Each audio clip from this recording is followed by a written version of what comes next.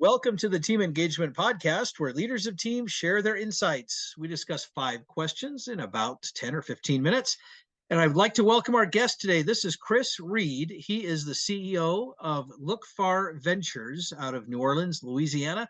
Chris, thank you so much for joining me on the podcast today. What would you like the audience to know about LookFar Ventures? So LookFar Ventures, we started in 2015, is a startup studio founded to work with startup companies, mostly based in the Southeast, but not exclusively. We are studio, meaning that we both make investments as well as participate in a meaningful way in the growth of the company. We don't just write a check and walk or put you through a program and wish you well on your way. We're very involved, soup to nuts, in the companies. That's fantastic. Obviously, being a startup advocate myself, that's near and dear to my heart. So I wish you every success with everything that you guys are doing. That's great. All right, well, let's get started with our questions. Now, Chris, I'm sure this has never happened to you, but once in a while, people have a conflict or a struggle with a coworker or a leader or a subordinate, whatever it may be. Maybe share an example of how you would handle a situation where a conflict may come up and how you would fix that. Well, it's interesting that you mentioned that because running a company, my conflicts with staff are a little different. One of the biggest things that I do in terms of struggles with staff is less interpersonally and usually in their relationships with our clients. So a lot of times it will happen that a lead for a client says something inappropriate or infuriates one of my staff members. And sometimes with me, but usually it's external or coworkers within the organization. And a lot of what I try to lead with on a couple of things is I lead with empathy on these things as well as with professionalism, really.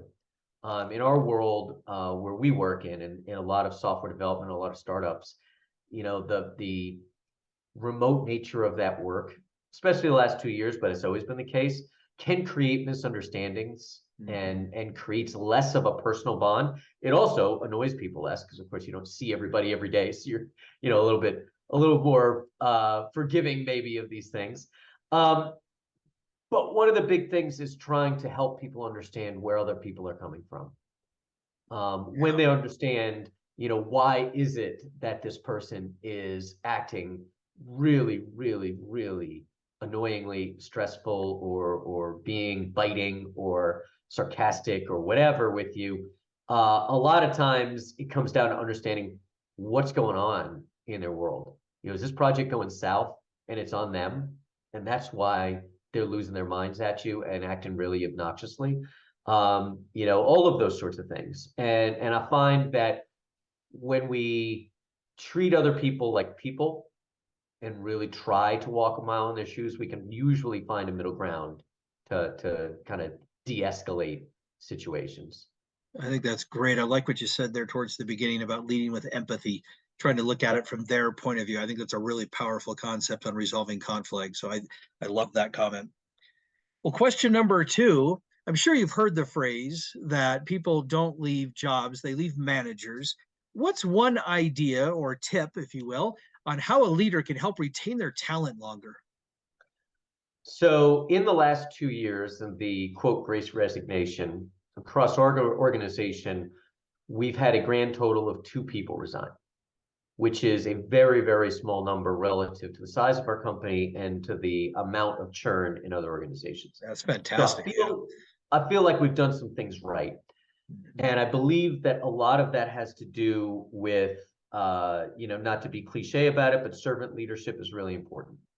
I believe that my job as the owner and operator of the company is to set my people up for success and fill their lives with as little BS as I can, and then get the hell out of their way. And when they need my help, to support them. So I do have staff members that come to me with very intractable problems in their daily lives, in their work.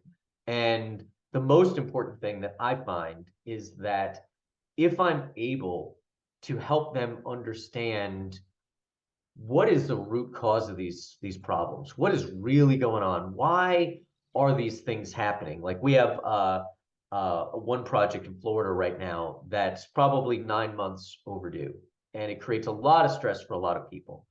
And one of my senior managers in that engagement has been fighting with one of the other senior managers on the client side. And I've helped mediate that dispute, not by actually resolving whatever the hell it is that they're actually arguing about, but by helping both of them understand what's going on in this project. Everybody's stressed out about it. It's 9 months overdue. People are talking about, should we cancel this project? Should things just, which would be disastrous for both of their careers? All of these sorts of things, and to understand, hey, this isn't just a one way. We're not just the consulting company executing their project for them. They are not just the client that's paying for us to do this. They're also people that we work with, and we have to understand where they're coming from. And as a leader, one of the things I try to do is push that to my own lead staff, like that engagement lead, when she's in talking with her people and having trouble with them. One of my big things is, what's going on? How can we understand why people are pissed off, why people are upset, why people snap at each other? When we can do that, usually we can find something that will ameliorate the problem. And then usually we can't. A lot of times, like I said, a lot of times these problems are real and intractable, but that doesn't mean they need to become a personal problem that escalates to me quitting, right? And Right. that's what we try to avoid. Well, I think that's great. And as you were talking, it kind of reminded me of your first response to the first question about empathy and the importance of really including that in the culture of the company, which is obviously a large reason for the success that you've had in retaining your employees as long as you have, especially during this great resignation. So that's impressive. Only two people. So well done. That's fantastic. Now, I'm saying that, and you're probably gonna have somebody resign today, but you know.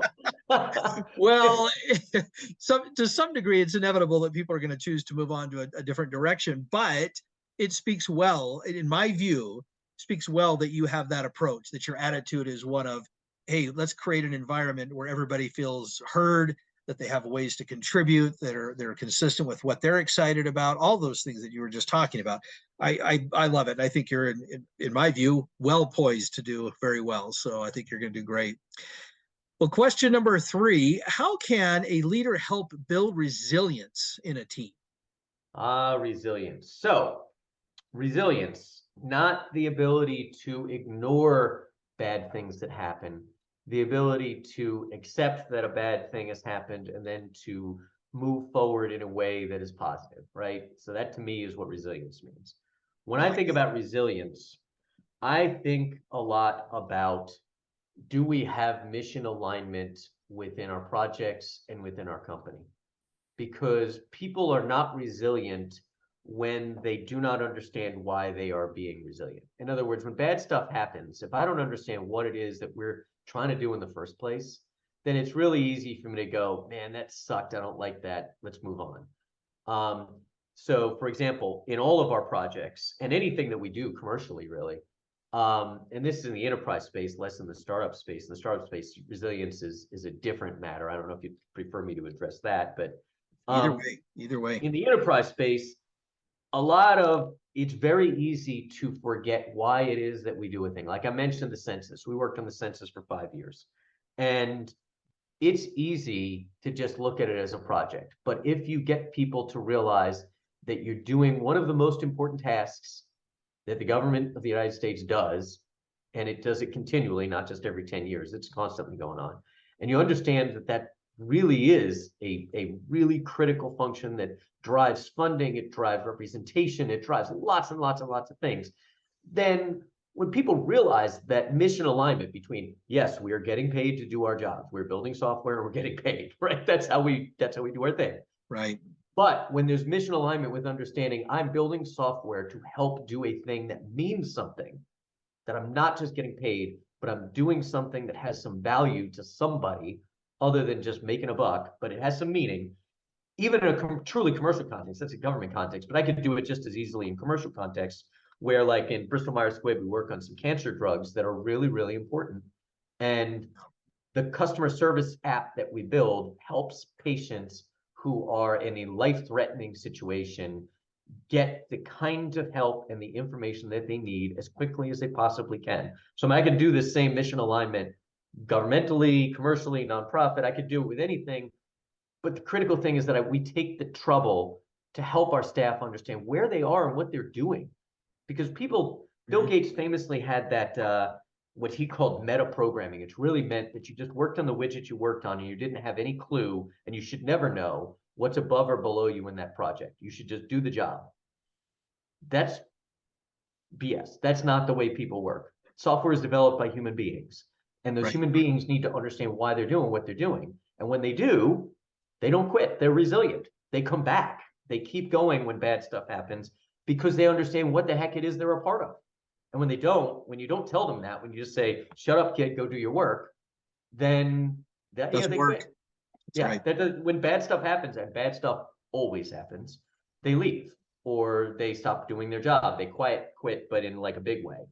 Well, great comments. Yeah, you really hit on some important points about what resilience is and why we can't just have people doing their own narrow view of their job, because you're absolutely right. When things go wrong, they either get completely disconnected or they're not engaged in the project anymore because they have no clue why they're doing it. So yeah, your mission alignment, as you said, really important. That's a great comment.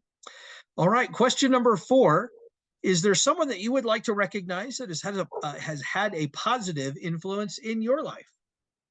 God, there are so many. It's a tough It's question. interesting that I think about that.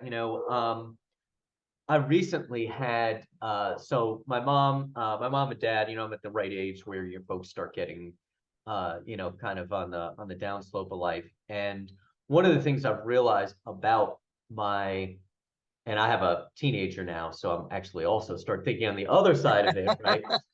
And realized that when I was 14 years old and I started programming, this is a long time ago. IT, computer programming, was not a white collar job. It was a technician's job.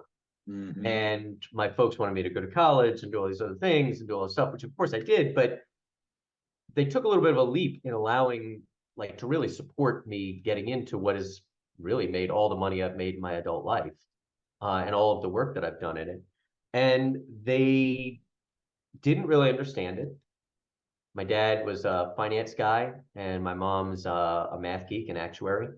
And tech is really not their thing. It never was.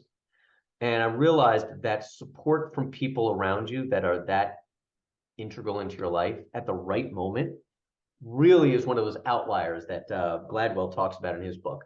One of the outliers you don't ever really take into account is, hey, when I was a geeky 14-year-old, my parents didn't say, hey, that's stupid. Why are you wasting your time on that? They said, oh, yeah, let's support you on that. Hey, tell us more about it, blah, blah, blah. It made a difference. It did make a difference.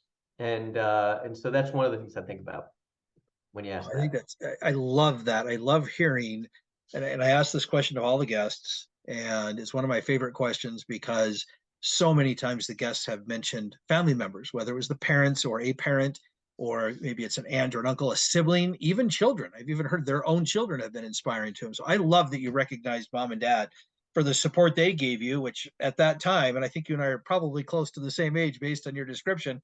I remember those days when IT was kind of a new thing, and it was kind of this geeky thing that nobody ever, only those It people wasn't a over there like did. path to riches and fame, not at all. Exactly. Nothing It's sort of. exactly. So it's almost as comical how it's kind of gone a complete 180 in that regard, that it's now a highly sought after skill that people are going to into school for. But back then it wasn't. And so, yeah, that's a little bit of a risk for, not really a risk. I shouldn't say risk, but your parents were obviously thinking, hey, we want to support our son and what Yeah, even if he's it's this focusing thing on. that isn't going to take you anywhere, Right. we're still going to support you in it because it's something you're interested in, which they Yeah, didn't have to do. They could have that's right. pushed me in other stuff. They could have said, that's stupid. You should go do debate club, Right. Right. which wouldn't have Right. been a waste of time, but certainly wouldn't have led me down the same career path. That's for sure. Exactly. You've obviously had a lot of success in this career path, so it's worked out very well. But great, again, great comments. I appreciate you recognizing your parents. That's awesome. All right, Chris, tell us a little bit about your first job. All right. Well, it's an interesting question for me because I had a few first jobs. I got to think about which one's the most relevant. I think I'm going to go with the movie theater. I worked at this theater called the State Theater in Northern Virginia, and it was a second-run movie theater, which meant that it had the movies that have been popular and been out a month or two. And I used to be amazed. I remember when I was a kid being amazed that like 600 people would come out on Friday night and watch The Princess Bride, or we'd have Die Hard for like 5 weeks or something like that. And I think looking back on that, one of the things that strikes me is that it created this kind of shared cultural connection. People all saw The Princess Bride. They all saw Die Hard or similar movie. I mean, you could name Star Wars, any of the others. I Right. mean, there's a lot of cultural touchstones that were very common to all people all across the United States that I think in the ensuing 30 years, that's changed to where, first video, but now Netflix and all these other things, there aren't as many shared kind of True. entertainment experiences that really help bind people together and help them understand each other a little better. I mean, I wouldn't want that monolithic culture back like that because there was some parts of it that were not great, but it did create some opportunities that maybe we could create some more of. So that's what I think of when I think of my first job. Yeah, that's an interesting takeaway from the first job. I like that. It's a new one. I ask this question all the time. It's one of my favorite questions, and I get different responses, of course. But that's the first time I've heard somebody talk about that first job taught you kind of about that mass, that cultural gathering effect, you might say. So I love that. That's great. All right. Well, thank you for sharing that. And Chris, thank you so much for being on the podcast today. How can people find you? So I'm on LinkedIn, and if you look for LookFar, LookFar, like LookFar, you will find me. Very good. This is Sean Richards with the Team Engagement Podcast, where leaders of teams share their insights. For more ideas, go to teamengagementpodcast.com. And we also invite you to subscribe or follow the podcast wherever you are listening or watching it. Thanks so much for joining us today, and have a great day.